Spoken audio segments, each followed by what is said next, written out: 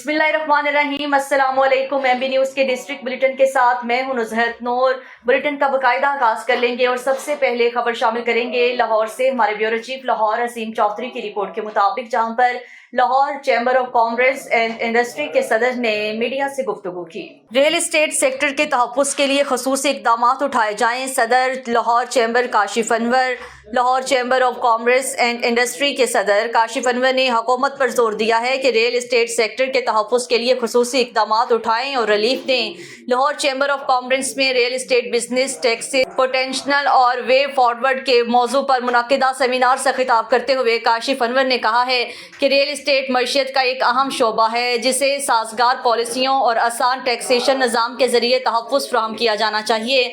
इससे मुकामी सरमायाकारों और बैरून मुल्क मुकीम पाकिस्तानियों की हौसला अफजाई होगी। इस मौका पर डॉक्टर कामरान फजल, मोहम्मद अकबर, मियाँ मुबशर इकबाल, अबू बकर भट्टी, काशिफ शहजाद, डॉक्टर खालिद महमूद और मेजर रिटायर्ड मोहम्मद रफीक हसरत ने भी खिताब किया। लाहौर चैम्बर के चीफ काशिफ अनवर ने रियल एस्टेट और मईशत के दीगर शोबों पर जोर दिया है कि वो अपनी काबिल अमल तजावीज़ Lahore chamber of commerce and industry को भिजवाएं ताकि उनको लाहौर चैम्बर के बजट की तजावीज़ का हिस्सा बनाया जा सके। उन्होंने कहा है कि मईशत को चलाने के लिए रियल एस्टेट सेक्टर को रिलीफ देना ज़रूरी है, क्योंकि इससे इंडस्ट्री के 72 सेक्टर्स वाबस्ता हैं। उन्होंने कहा है कि ज़्यादा टैक्सेस की मौजूदगी में कारोबार कैसे बरकरार रहेंगे। डॉक्यूमेंटेशन कारोबारी की बंदिश के लिए नहीं, बल्कि उनकी तरक्की के लिए होनी चाहिए। काशिफ अनवर ने कहा है कि कानूनी सरमाए से जायदाद खरीदने वाले से हुकाम को पूछगिछ नहीं करनी चाहिए।